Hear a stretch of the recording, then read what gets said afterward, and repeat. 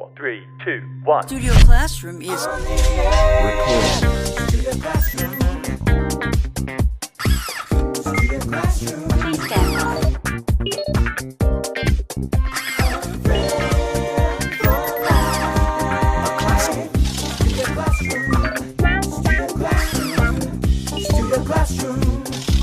Studio Classroom is on the air. Hello and welcome to Studio Classroom on the air. Your English will improve today. We have a great lesson for you. My name is Gabe. Now, what do you think of parents who let their children look at or play with iPads for a long period of time? Perhaps a better question is, what age do you think it's appropriate to let your child start using a device like a smartphone or a tablet? The name of today's lesson is Digital Dementia. Now, there are certainly consequences to being addicted to our phones, so it's scary that little kids are using them. Scary to me anyway. I wonder what the effect will be. Our lesson suggests an answer, and that answer is coming right up. So, pay attention. Hey, get off your smartphone. Come on. Oh, maybe you're using your smartphone to enjoy Studio Classroom. In that case, it's okay.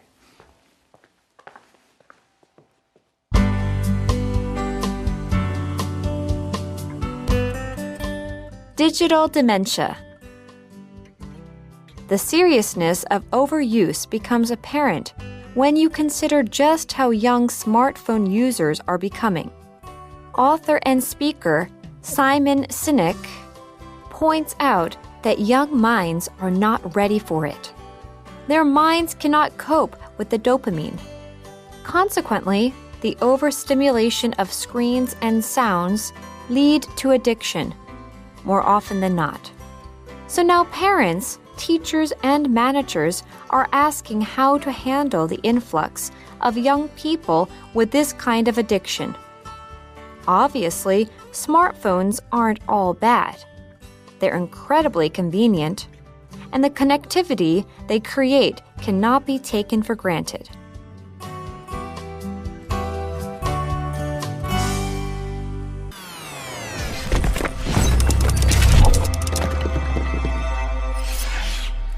Hi everyone, welcome to Language Lab. 首先我们看的是 addiction 这个名词。addiction 可以指对某一种物质的上瘾。如果要说明是什么事物的上瘾的话，是用 to 这个介系词。例如 Ricky's addiction to alcohol started when he was in college. Ricky 从大学时期就开始喝酒成瘾。addiction 也可以指对某件事物的沉迷。例如 Mark's addiction to online gaming got so bad that he barely leaves his room.Mark 网络游戏成瘾严重到几乎离不开他的房间。它的形容词是 addictive, A-D-D-I-C-T-I-V-E, 意思是令人上瘾的。例如 Smoking is more addictive to teenagers because they easily become dependent on nicotine. 青少年抽烟更容易上瘾，因为他们很容易对尼古丁产生依赖。接下来我们看influx 这个名词 in 这个字首有进入的意思，所以 influx 是指涌入或汇集，大多用单数型。例如 The influx of the refugees to European countries caused social and safety problems. 大量难民涌入欧洲国家造成了社会以及治安问题。或者是 The influx of tourists every summer creates income and job opportunities. 每年夏天观光客的涌入创造了收入以及工作机会。Influx 也指水流的注入。例如 The water level behind the dam rose due to the influx of water from the typhoon. 台风带来的水量使水坝的水位提高了。Thank you, Michelle. Well, let's continue learning about this idea that us being too connected to our smartphones and smart devices might have a connection with that and the symptoms of dementia, this disease, okay?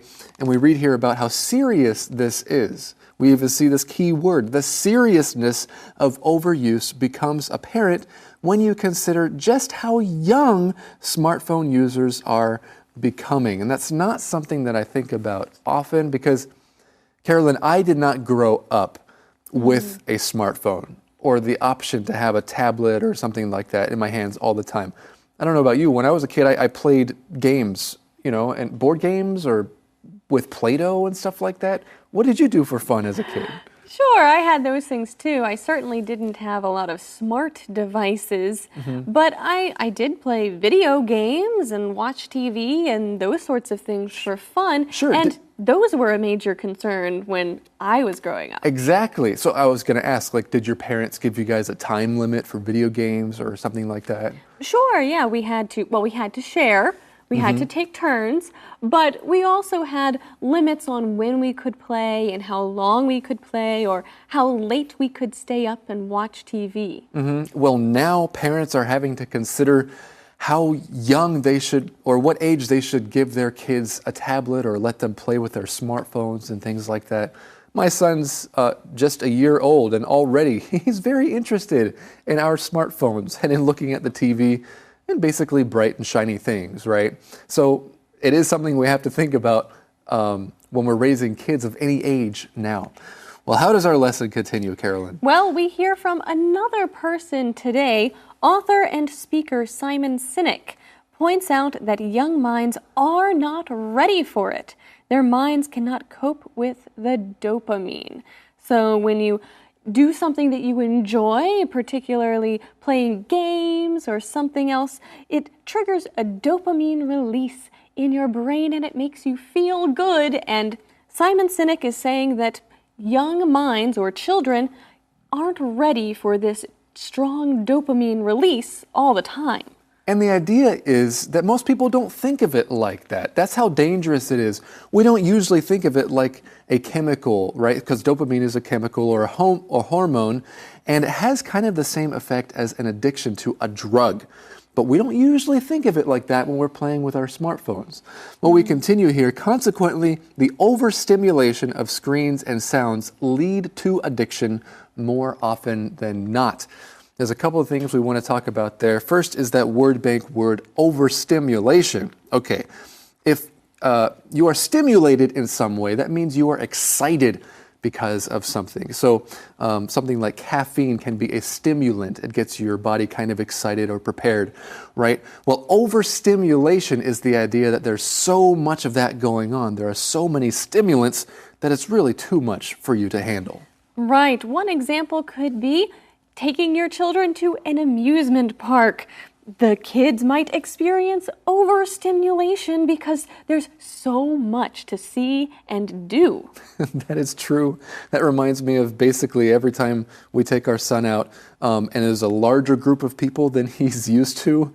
Oh, poor kid. He'll start crying halfway through because he's overwhelmed. There's so much stimulation, right? Even though everybody is happy to be there and happy to see him, but it can be a lot. So friends, there are many situations where something could be overstimulation. Well, there's something else in this sentence, and that's at the end, the phrase more often than not. And I guess to rephrase that sentence, we could say that more often than not, it leads to addiction. Okay, so that means it leads to addiction more often than it doesn't lead to addiction. Right, so it's more likely that addiction would happen than not happen. Now, another way that you could say this phrase is that I arrive on time more often than not. That means I'm usually on time. Sometimes I'm late, but I am on time more often. That's right, more often than you're late, right? So friends, of course you could say the whole thing. I'm on time more often than I am late. But it's easier, it sounds better just to say I'm on time more often than not. This is a useful phrase to know. So we read on, now parents, teachers, and managers are asking how to handle the influx of young people with this kind of addiction. Yes, because they're now flowing into schools and into the workforce, and now bosses are having to deal with employees who are overly addicted to stuff. Now, we continue reading that obviously smartphones aren't all bad. And this is something we need to keep in mind, that just because it can have negative effects doesn't mean it's all bad. Let's take a look at that phrase. It's kind of a fun phrase. It means not every aspect of something is bad. For example, a lot of people don't like spiders, but spiders aren't all bad. They eat other insects, and that is really important. That's true. So friends, you see the difference. We're not saying that all of these things are not bad. It's that they're not all bad, that not every aspect of something is bad. So they're incredibly convenient, smartphones are, and the connectivity they create cannot be taken for granted. Well, I know something else that can't be taken for granted, and that is the info cloud.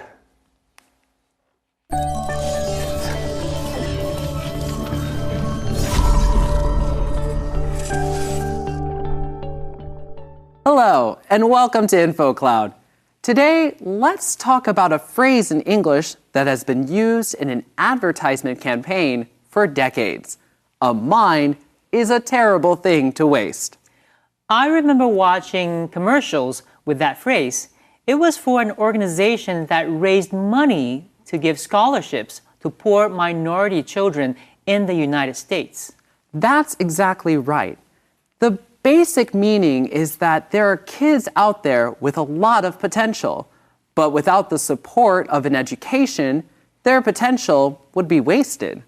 This is especially true in the United States, where a college education can be incredibly expensive. I think this became so powerful because of the multiple meanings of the word waste that can apply here. To waste something can mean to use something up carelessly. To waste can also mean to destroy, or it can also mean to fail to take advantage of something or an opportunity. When that something is a young mind, this saying takes on a lot of meaning. 教育对于小孩子的发展过程是至关重要的。有广告商为了替弱势孩童筹募教育基金，想出了一句口号 ：“A mind is a terrible thing to waste。”绝对不可以浪费人的脑袋。意思就是这些孩子们的潜力十足，透过教育，他们才可以把潜力发挥出来。不要浪费教育他们的机会。Mind 就是头脑 ，waste 是浪费。除了浪费之外，还有摧毁的含义。A mind is a terrible thing to waste 也成为一句非常有力量的口号，提醒人们教育的重要性。这就是今天的 InfoCloud， 我们下次云端见。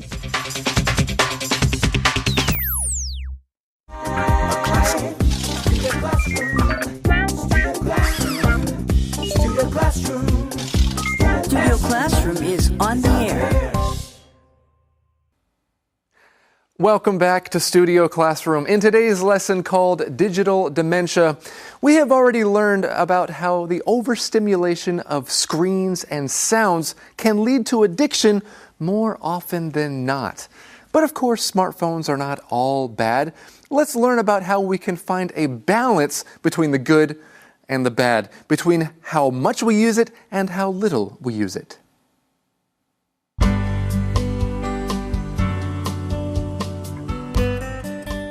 Digital dementia.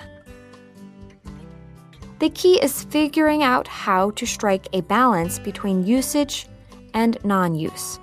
Here are a few strategies people can try in order to address cell phone addiction and fight against digital dementia. 1. First, monitor your cell phone use. Keep track by downloading applications like Forest or Checky. Then cut back on any non-essential usage. Set a specific goal of how much you think you should use your phone. 2. Determine designated areas for cell phone use. For example, while you're at home, only allow yourself to check your phone somewhere, like a home office. This way, the time in between tasks isn't automatically filled with staring at your screen.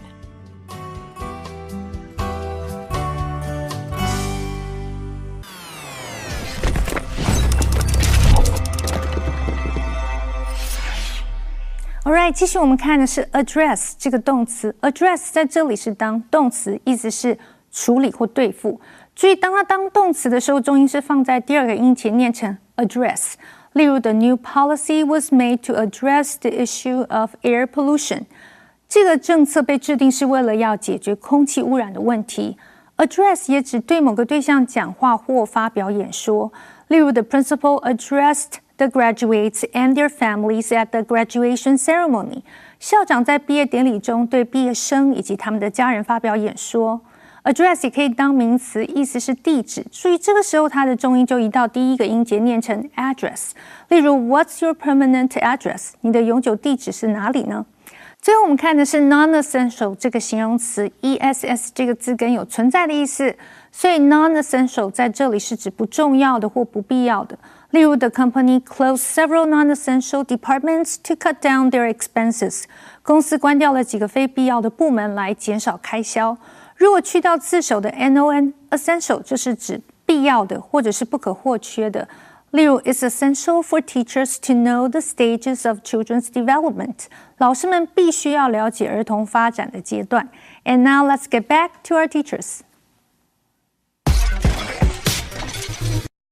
All right, so earlier we talked about how smartphones are not all bad. Okay, so there are many positive things or benefits to having smart devices. Well, the key we read here is figuring out how to strike a balance between usage and non-use. Okay, let's take a look at that phrase, to strike a balance between one thing and another thing. That means you're thinking of how to have a balance. You're using a strategy. You're coming up with a strategy for this. Right. So you don't want it to be too much, but you also don't want it to be too little. For example, many times we need to find a way to strike a balance between fun and education. We want to have a good time and enjoy learning, but we also do need to learn something. That's actually something we have to think about here at Studio Classroom. Even for this show, of course, it's an educational program. We want to teach English, but we also like to do that in an entertaining way. It is important to have fun. Sometimes it's hard to find a balance or to strike that balance. Well, we want to find a balance also between how much we use our smartphones and not. So here are a few strategies people can try in order to address cell phone addiction and fight against digital dementia. So that's great. We haven't just learned about digital dementia and how terrible it could be, but we have some tips here for how you could have a good balance. That's great. And our first tip right here is first monitor your cell phone use. And I think this is really good advice. Just keep track by downloading applications like Forest or Checky. Okay, so those are just a couple of suggestions. There are so many apps out there now, so it's nice that we have some tangible suggestions right here in our lesson. You could check that out, Forest or Checky. But I like that phrase at the beginning of this sentence, keep track of something. If you're keeping track of something, that means you're recording it so that you can know the progress of something. Exactly. Many people wear smartwatches or use their phones to keep track of how many steps they take each day. And that's good to know because you want to make sure you're getting enough physical activity. Speaking of physical activity, I go to the gym these days, and I probably would not keep going if I didn't learn how to keep track of my progress at the gym. So basically, everything I do at the gym, what machines I use, how many reps I do, I'm keeping track so that I can see my progress. And I think that's important. And it could be very important when it comes to studying English as well. Sure, you can keep track of what you learn. You can write it down in your magazine. And you can also keep track of your cell phone usage, then cut back on any non-essential usage. That's right. Well, there are many things that are not essential. They're not important, right? But let's take a look at that phrase, to cut back on something. Okay, this means to decrease something or to make something less. Right. So maybe you want to do more physical activity, you want to become healthier. You could try cutting back on certain foods, like things that are fried. Oh man, that's not easy. But I you're know. right. Those things are delicious, but cutting back on fried foods could be good for your health. That is very true. Friends, is there anything else that you need to cut back on? Well, we read on here, set a specific goal of how much you think you should use your phone. That's good. Set a specific goal. Do that today before you go to bed. Sure, and we have a second piece of advice here that I think is quite interesting. Determine designated areas for cell phone use. And here's an example of what that means. While you're at home, only allow yourself to check your phone somewhere like a home office. So pick a space in your home that you use your phone in, and don't take your phone everywhere in the house with you. That's right, and we'll read on to find out a little reason, okay? So this way, the time in between tasks isn't automatically filled with staring at your screen. And I've even heard people say, or some people don't even take their phones into their bedroom, so they'll charge it somewhere else overnight so that they're not looking at it right before they go to bed. And that's a really good idea to make sure that you limit how and when you use your phone, but in a way that works for you. Well, this has been a really interesting lesson, and I think we should review with a review skit.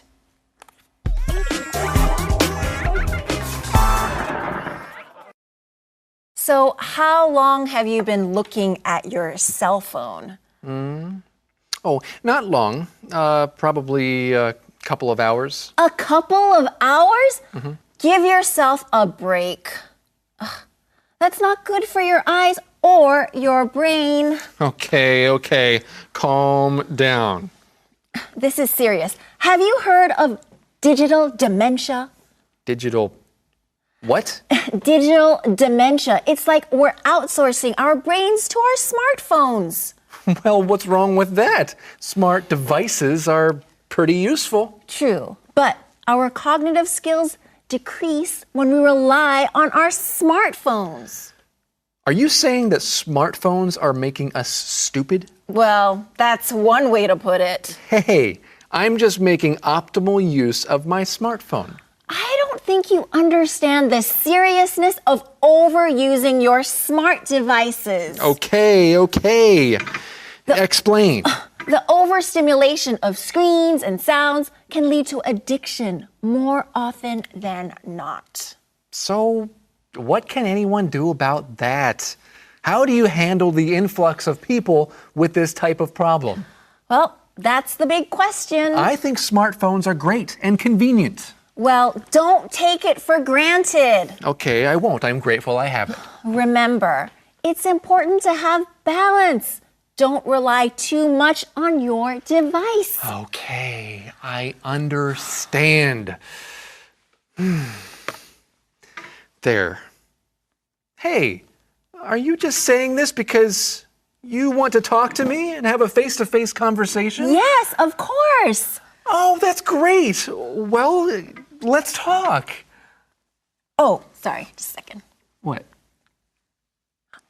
Hey, yeah. Oh, sure, I have time. Go ahead. Well, I really like the idea of striking a balance between overuse and non-use of your smartphone. And I think it's important to find a balance for many things in life. Work and family, your career and vacation. Hey, speaking of vacation, some people like to explore while they're on vacation. I believe we're going to learn about some explorers next time right here on Studio Classroom. A friend gives at all times. A friend cares at all times. A friend endures at all times. A good friend lasts a lifetime. I am so proud to have you in my life. A good friend lasts a lifetime.